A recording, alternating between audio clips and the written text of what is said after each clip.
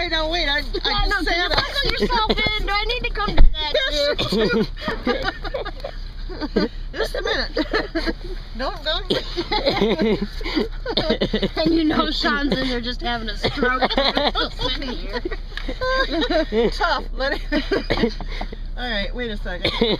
Scott, you may have to help Grandma. I can't. There's a divider right here.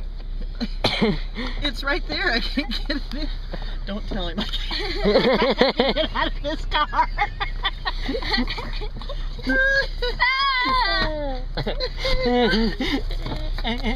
We're in 2003 Toyota. Can you get it? No. I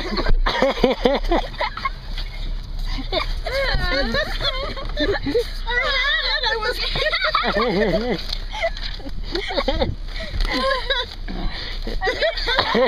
She's killing me, you guys.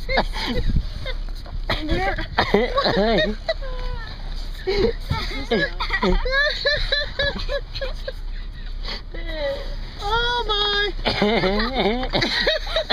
Now take that. I had it. I did. Right there. I had it. I just couldn't get it in, you guys. Dad's gonna come out soon. Okay, I've got it back up out of the thing. Very cold.